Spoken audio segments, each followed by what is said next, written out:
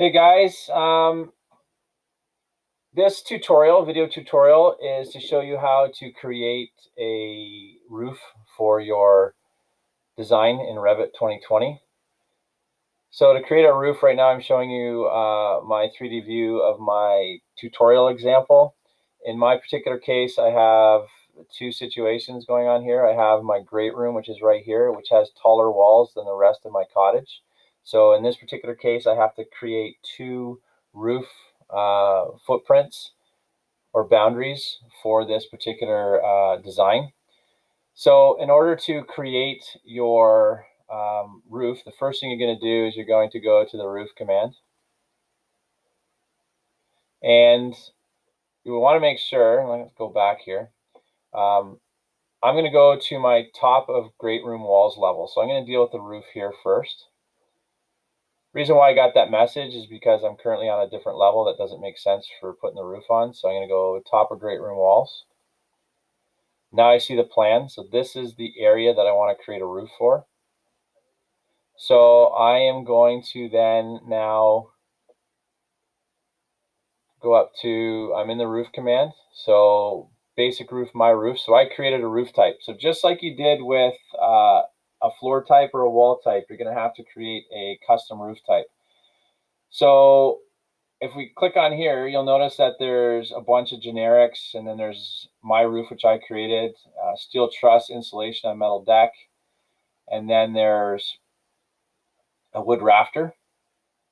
So choose what you want. Again, you could go to steel truss, for instance, edit the type, duplicate it, and just say my roof 2. Okay, and then go into edit. And you'll notice there's some different structure here. So in this particular case, my finish 1, which will be my roofing, you can go up there and change that. So the method of doing all this is the same. What I'm going to do is I'm going to go back, and I'm going to show you what I created for my roof, because I used the wood rafter 8-inch asphalt shingle insulated. So if you go to my roof, and I go to edit the type, and I go here and show you my value. So I went with wood shingles, and in fact, I made a little bit of a boo-boo here. I should probably have 1/2 inch shingles. That's about the thickness of a wood shingle. Then I have my substrate and my core boundary, which is my plywood sheathing, and typical plywood sheathing is 1/2 inch. So I changed that to 1/2 inch. My structure is my members of my truss, which we talked about as being 2x4s, so 3.5 inches. Then I have a membrane layer of 0 feet 0 inches, and I have a finish 2, which is my gypsum wallboard on the inside, and that's 5/8. So all ceiling drywall is typically 5/8. Now, when I created this using the wood rafter template, I had to add the membrane layer and the finish layer to this particular by hitting insert and moving things around and creating the various layers I wanted to do. Once I have that, again, if I go here under my wood shingles, just so you know what it looks like, that's the wood shingles that I selected. So again, when you're selecting materials, I did the same thing. I created my own material type. I used my asset browser to select the material that I wanted to create the look that I wanted there. And if you don't quite, again, I've been playing around with this, and I've looked at the appearance of things here. So again, things look pretty cool this way.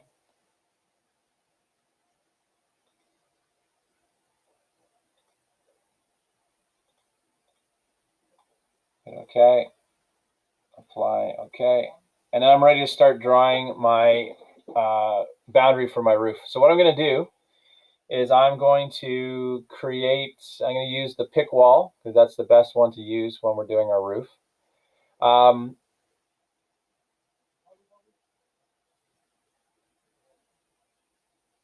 So I'm going to just exit out of here for a minute, guys, because it's not showing me something I want to show you here. So when we go back to roof, You'll notice up top here we have a defined slope and an overhang. So this is what you have to select and create before you get going on doing any of your wall selections. Defined slope will mean wherever I pick a wall, see how it highlights here? Okay. It is going to put a slope on that side of that boundary that I'm creating. The overhang is going to be 1'4", which is 16 inches. We talked about 16 inches for typical overhangs in construction. Although that could be 1 foot. Usually you don't go any less than 1 foot. And then you can go up to 2 feet, sometimes 2.5 feet, not usually much more than that.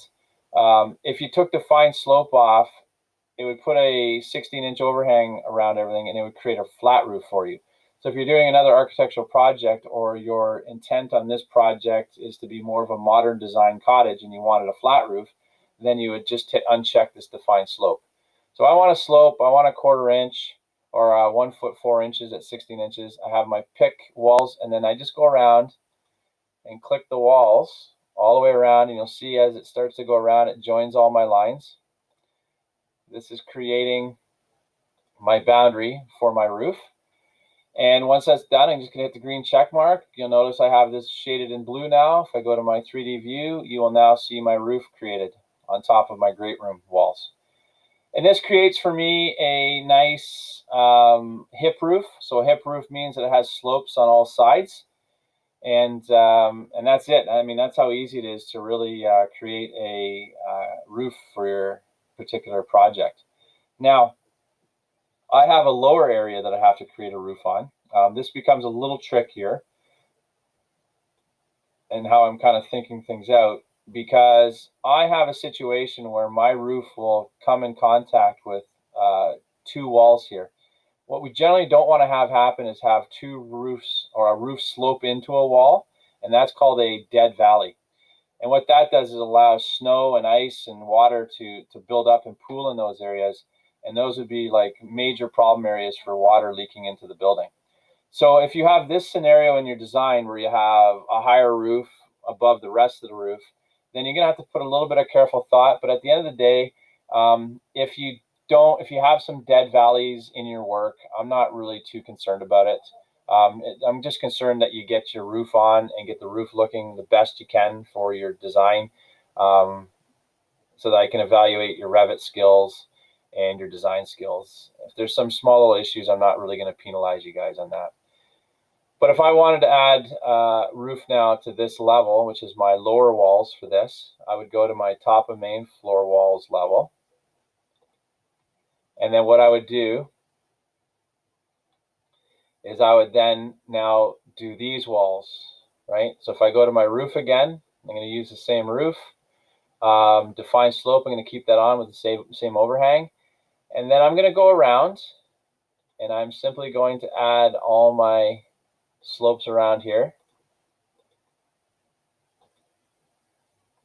And once I've done that, I'm then going to uncheck define slope up here, and I'm going to go 0 for my overhang, and I'm going to use the draw line. And what I want to do is where this line intersects the wall of my great room walls, the upper part, I'm going to draw that from there to there, and then I'm going to draw one from there to that intersection.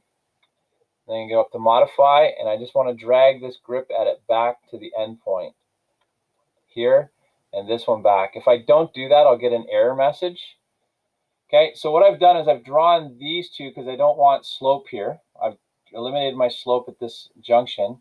And if I hit OK, and if I view my 3D view, I've now created that roof over the lower portion of my walls.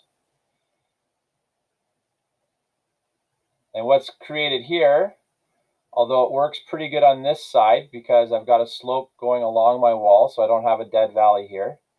And if I look on this side, I've got another situation where I don't have a dead valley, but I do have a dead valley between the 2 roofs right here. And again, guys, I'm not really going to be so concerned about that. We'd actually have to do some pretty complicated things in here to make that work.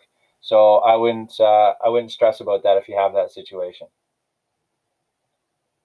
Now I've got a situation though that's a bit of a problem because I have my roof that kind of cuts through my other roof and overhang, which wouldn't work in this situation.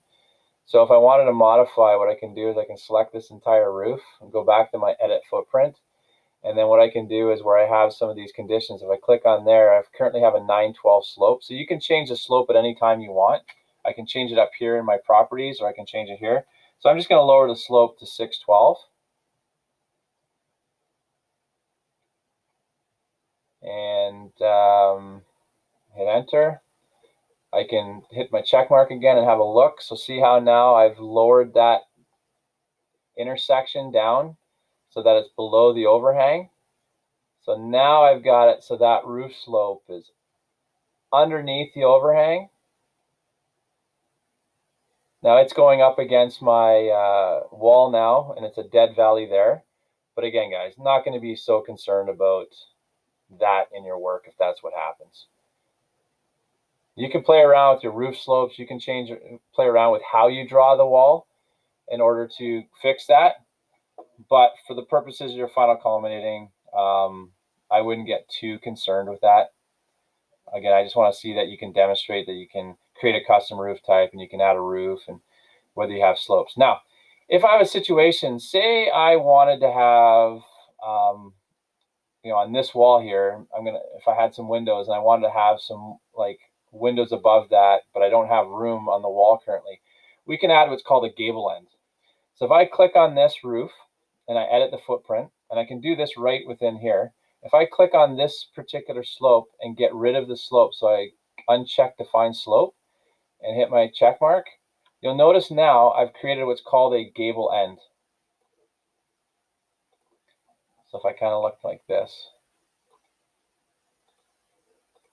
So there's a gable end that I've now created. So I've eliminated the slope for a hip roof and created a gable end so it comes straight out.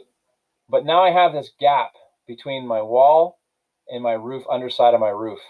And this is, again, when we do this type of design, we allow ourselves an opportunity to put either more windows up above in a space where I still only have 9-foot walls. I can do a half round type design window, or they call them elliptical windows, whatever type of window you want to do, arched windows. And to fill this gap in, it's a very, very easy tool. Under modify, I just select this wall, and you'll see up here where it says attach top and base. So I click on that and I just click on my roof, and you'll notice it now joins that. So wherever you want to do that condition, and now it changes the look of the architecture, right? It provides me with more wall finish rather than roof finish. And in a truly hip roof, there's a whole lot of roof to look at. So I can add that. And again, it gives me an opportunity to add a window up here to my work. So wherever you have like an end situation like this, you can add end gables and play around with that particular design. Anyways, that's it for this tutorial on how to add a roof. Good luck.